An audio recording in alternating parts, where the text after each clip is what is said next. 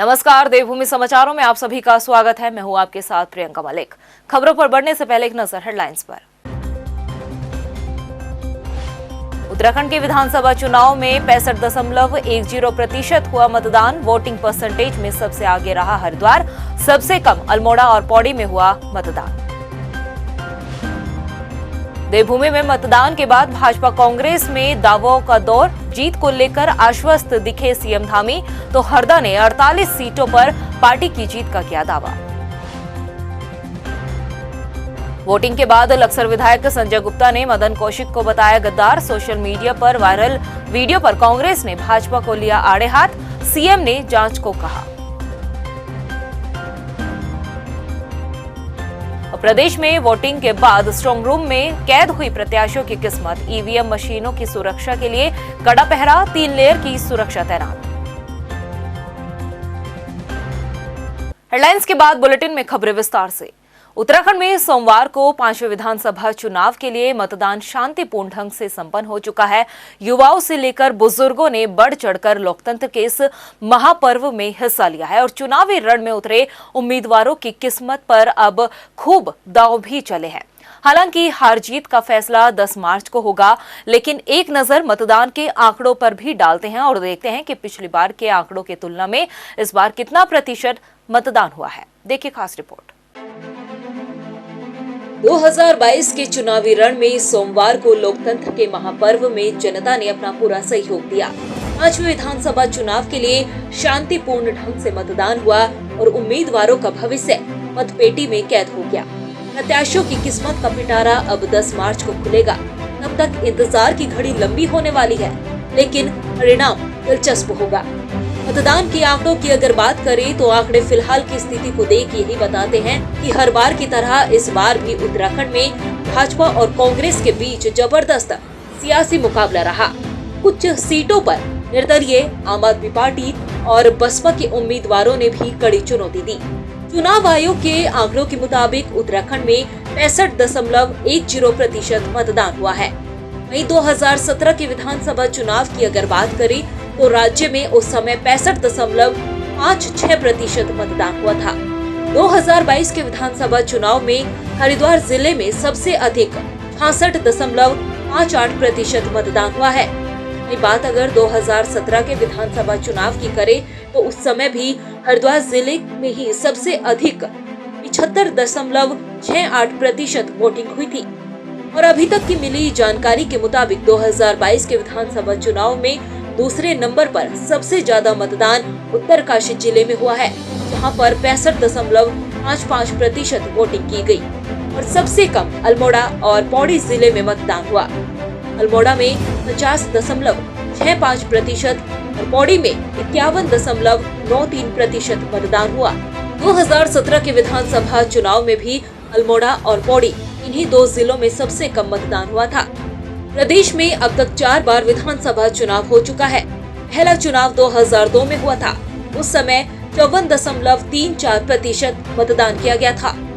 दूसरे विधानसभा चुनाव 2007 में हुआ था, उस समय 59.50% मतदान किया गया था। और तीसरा विधानसभा चुनाव 2012 में 66.85% मतदान हुआ था। 2022 के चुनावी रण में पहली बार आम आदमी पार्टी ने भी सभी 70 सीटों पर चुनाव लड़ा है, लेकिन प्रदेश की ज्यादातर सीटों पर भाजपा और कांग्रेस के प्रत्याशियों के बीच सीधी टक्कर होती दिखाई दी। अब 10 मार्च को तय होगा कि कांटे की टक्कर किसे भारी पड़ती है और जीत का ताज किसके सिर सजेगा। टाइम टीवी के लिए देहरादून से ब्यूरो रिपोर्ट। उत्तराखंड में वोटिंग की प्रक्रिया सकुशल निपटने के बाद अब प्रत्याशी सियासी गुणाभाग में लग गए हैं। बात देहरादून जिले की करें तो 2022 की बिसात में 3 वीआईपी सीटों पर राजनीतिक दलों समेत उम्मीदवारों का गणित गड़बड़ा सकता है। आखिर कौन सी वो सीटें हैं, देखिए खास रिपोर्ट।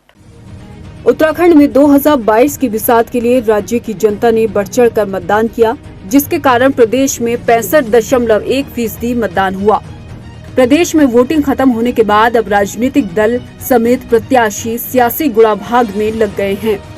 देहरादून जिले की बात करें तो यहां 3 वीआईपी सीटों पर इस वोटिंग प्रतिशत के बाद से राजनीतिक दलों समेत प्रत्याशियों का गणित गड़बड़ा सकता है।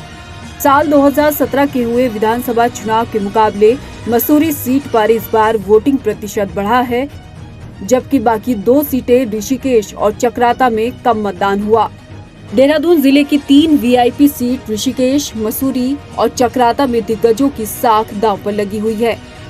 जहां कांग्रेस ऋषिकेश और मसूरी सीट अपने पाले में लेना चाह रही है, तो भाजपा दोनों सीटें बचाने के साथ कांग्रेस के गढ़ चकराता सीट की जीत का स्वाद चखना चाह रही है।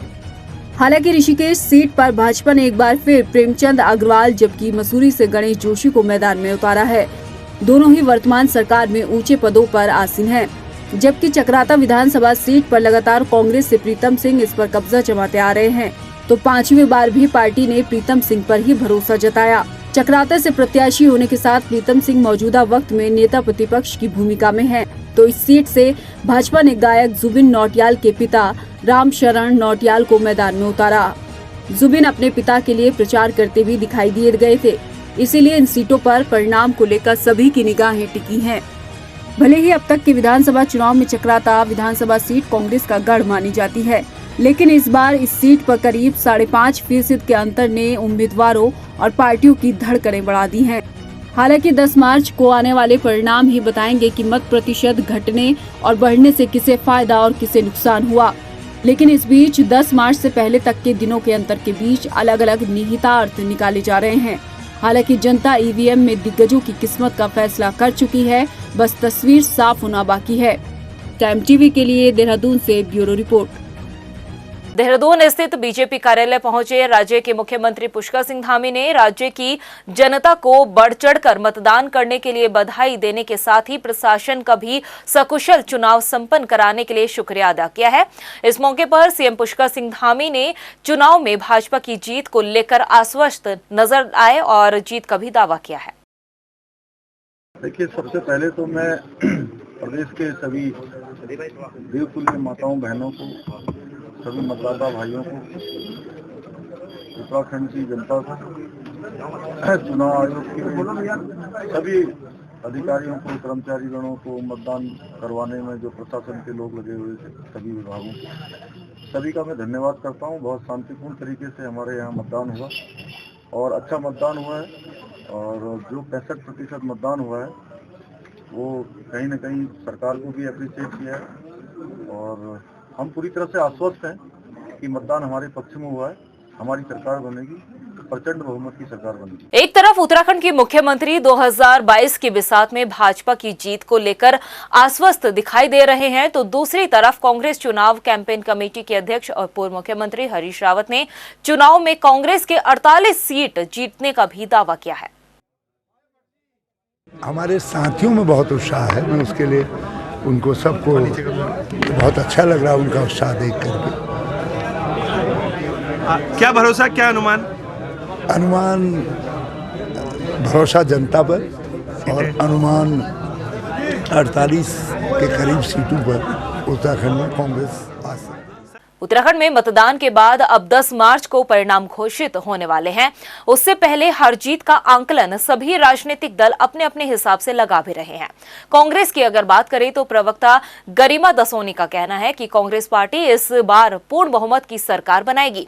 वहीं जब कांग्रेस के मुख्यमंत्री के चेहरे को लेकर उनसे सवाल पूछा गया तो उन्होंने कहा कि विधानमंडल दल की बैठक में तय होगा। हालांकि हरीश रावत की ओर इशारा करते हुए उन्होंने कहा कि हरीश रावत के नेतृत्व में चुनाव लड़ा गया है और कांग्रेस को मजबूत नेतृत्व मिलेगा।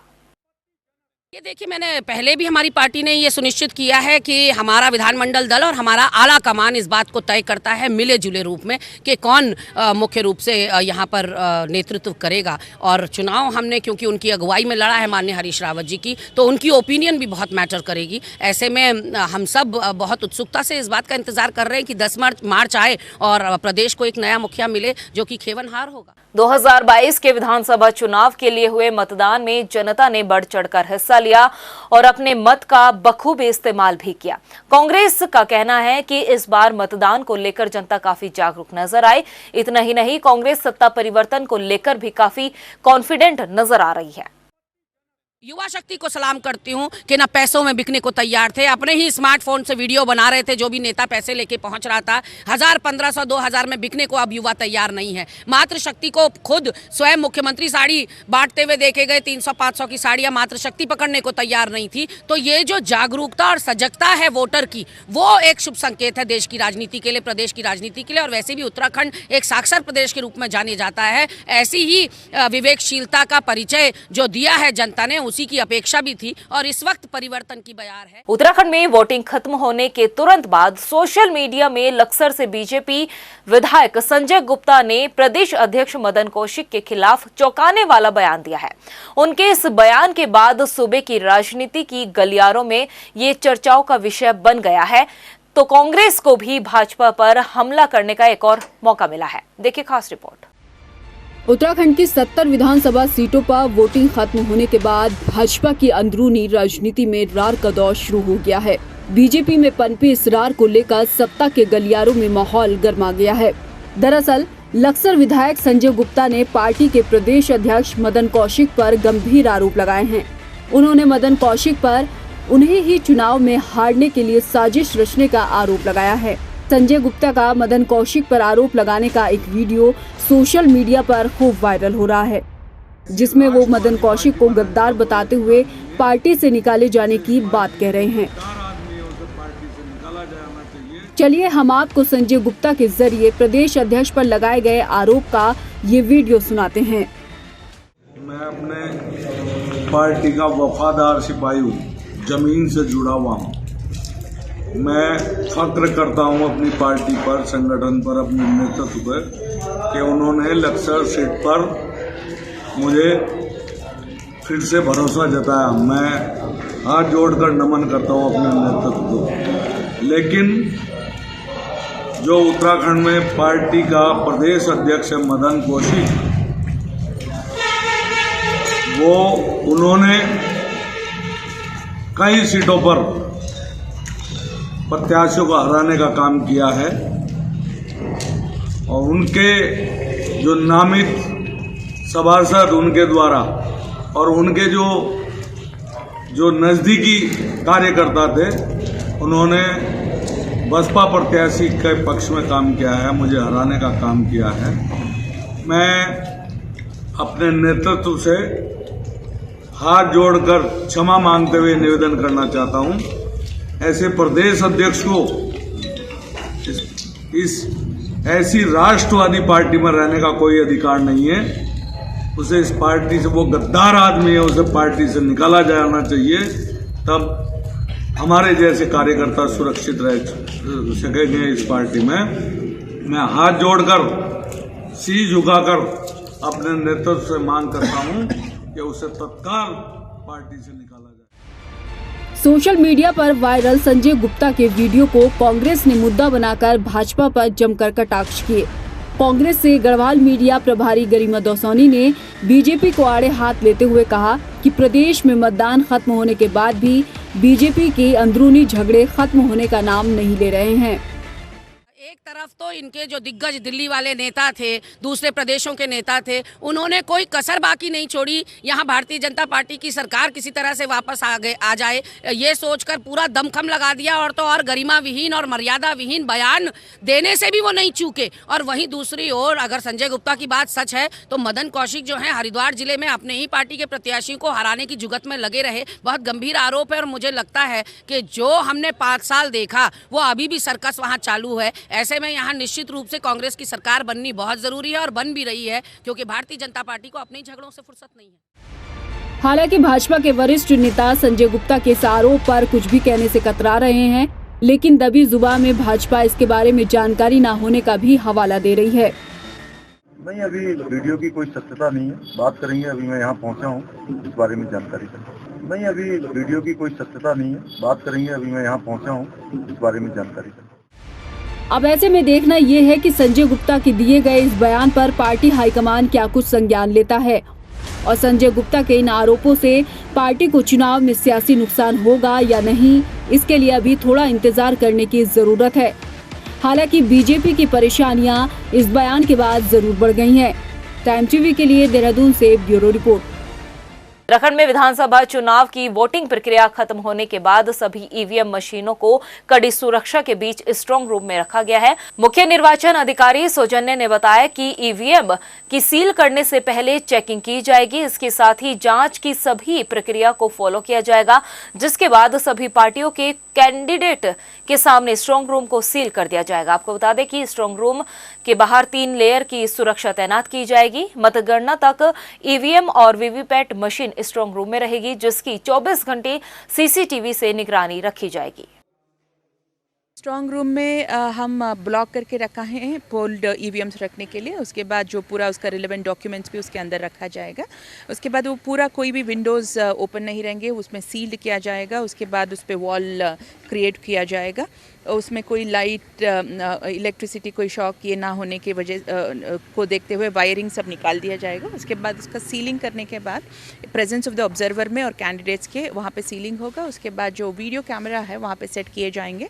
24/7 उसका रिकॉर्डिंग होगा और उसका रिकॉर्ड रखा जाएगा till the date of counting. Uttarakhand में आचार संहिता का भी जमकर उल्लंघन किया गया है। पुलिस की कार्यवाही के अनुसार आचार संहिता लगने के बाद 9 जनवरी से 14 फरवरी तक प्रदेश भर में 3 करोड़ से ज्यादा की शराब पकड़ी गई। इसके साथ ही 9 जनवरी से 14 फरवरी तक प्रदेश भर में पुलिस द्वारा कार्रवाई करते हुए 5 करोड़ से अधिक मादक पदार्थ भी बरामद किए गए हैं। इसके अलावा 3 करोड़ रुपए से ज्यादा कैश भी बरामद किया गया है। मुकदमे काफ़ी दर्ज हुए, काफ़ी बड़ी संख्या में, तो वो उन पर जो है विधि के अनुसार कार्रवाई की जाएगी, विवेचना होगी। अगर मुकदमा सही है तो उसमें अरेस्ट भी होगा और चार्जशीट भी होगा। अगर मुकदमा गलत लिखवाया तो एफआईआर भी लग सकती है। तो उनमें निष्पक्ष ढंग से विवेचना की जाएगी। वहीं हल्द्वानी के गोलापार कुंवरपुर क्षेत्र में भीषण हादसा हुआ है। तेज रफ्तार कार पेड़ से जा टकराई, जिसमें 4 युवकों की मौके पर ही मौत हो गई, जबकि एक युवक गंभीर रूप से घायल है। बताया जा रहा है कि सभी युवक हल्द्वानी के रहने वाले हैं। प्रदेश की खबरों में इतना ही। फिर हाजिर होंगे कुछ खास खबरों के साथ। तब तक ले मुझे दे इजाजत। नमस्कार। उत्तराखंड के विधानसभा चुनाव में 65.10% हुआ मतदान। वोटिंग परसेंटेज में सबसे आगे रहा हरिद्वार, सबसे कम अल्मोड़ा और पौड़ी में हुआ मतदान। देवभूमि में मतदान के बाद भाजपा कांग्रेस में दावों का दौर। जीत को लेकर आश्वस्त दिखे सीएम धामी, तो हरदा ने 48 सीटों पर पार्टी की जीत का किया दावा। वोटिंग के बाद लक्सर विधायक संजय गुप्ता ने मदन कौशिक को बताया गद्दार। सोशल मीडिया पर वायरल वीडियो पर कांग्रेस ने भाजपा को लिया आड़े हाथ, सीएम ने जांच को कहा। प्रदेश में वोटिंग के बाद स्ट्रांग रूम में कैद हुई प्रत्याशियों की किस्मत। ईवीएम मशीनों की सुरक्षा के लिए कड़ा पहरा, 3 लेयर की सुरक्षा तैनात।